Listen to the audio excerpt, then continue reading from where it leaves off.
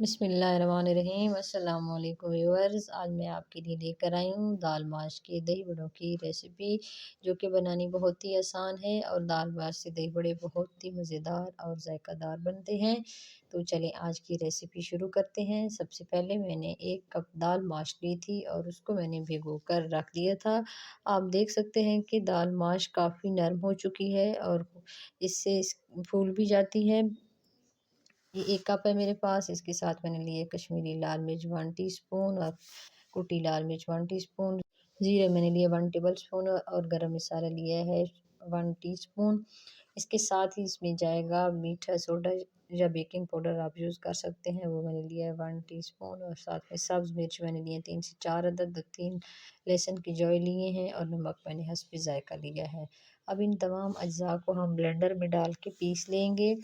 ان تمام چیزوں کو اچھے طریقے سے آپ نے باریک کر لینا ہے۔ میں ان کو پیس لیتی ہوں، اس کے بعد میں آپ کو اس کی لک دکھاتی ہوں۔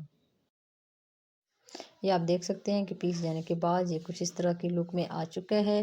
تو آپ نے اس کو اسی طرح باریک کر لینا ہے اور اس کی کنسسٹنسی اسی طرح رکھنی ہے۔ یہ بہت زیادہ نرم نہ ہو، اسی طرح تھک آپ نے رکھنا ہے۔ اب ہم اس کو فرائی کریں گے۔ فرائی کرنے کے پروسیس کو شروع کرتے ہیں۔ کڑھائی میں نے آئل گرم کر لیا ہے۔ آئل آپ نے اچھے سے گرم کرنا ہے اور اس میں اسی طرح آپ نے ڈالتے جانا ہے۔ جتنا سائز آپ بنانا چاہیں اسی حساب سے آپ لے سکتے ہیں بیٹر۔ اور اس کو میں اب میڈیم فلیم پہ فرائی کروں گی۔ آپ نے ہائی فلیم نہیں رکھنی تاکہ یہ اندر سے بھی اچھے سے پک جائیں۔ اسی طرح میں تمام بڑے آئل میں ڈالتی جاؤں گی اور ان کو فرائی کر لوں گی میڈیم فلیم پہ۔ ویڈیو اچھی لگے تو اس کو لائک اور شیئر ضرور کریں اور میرے چینل کو سبسکرائب ضرور کریں۔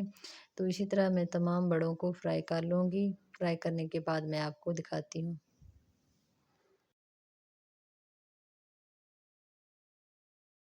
یہ آپ دیکھ سکتے ہیں کہ ان پہ کلر آنا شروع ہو گیا ہے اور آپ نے ان کو براؤن کر لینا ہے تاکہ یہ اچھے سے فرائی ہو جائیں اور ایک پیارا سا کلر بھی آ جائے۔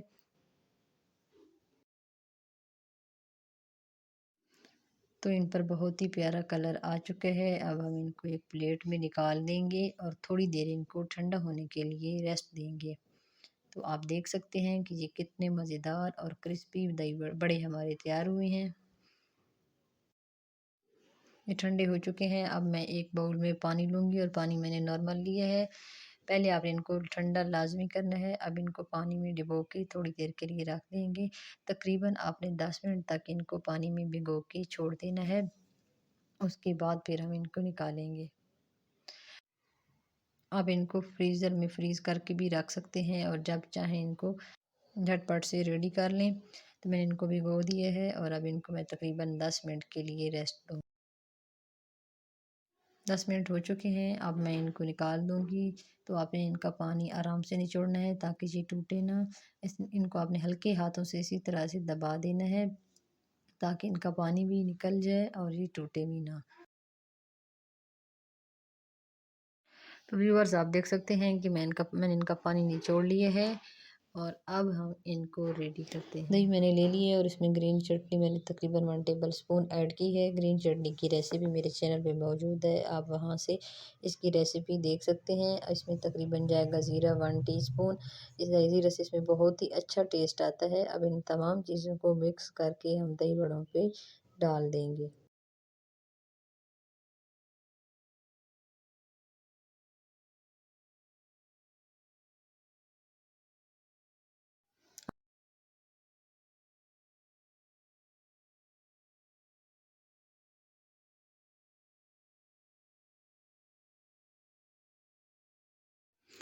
مزید میں نے بڑے اوپر ڈال دیے ہیں اور دہی ڈالنے کے بعد میں اس پہ چاٹ مسالہ تھوڑا سا ایڈ کروں گی۔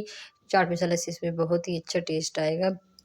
اس کے ساتھ ہی اب اس میں تقریباً جائے گی 2 ٹیبل اسپون املی کی چٹنی۔ املی کی چٹنی کی ریسیپی میرے چینل پر موجود ہے، وہاں سے آپ اس کی ریسیپی کو دیکھ سکتے ہیں۔ اس سے اس میں بہت ہی اچھا سا ایک میٹھا سا ٹیسٹ آتا ہے۔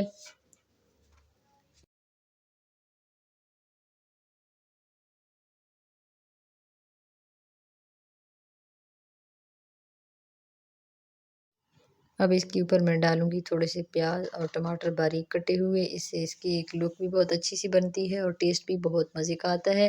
تو آپ دیکھ سکتے ہیں کہ ہمارے دہی بڑے ریڈی ہیں۔ آپ اس ریسیپی کو گھر پہ ضرور ٹرائی کریں اور میری ویڈیو اچھی لگے تو اس کو لائک اور شیئر ضرور کریں۔ اللہ حافظ۔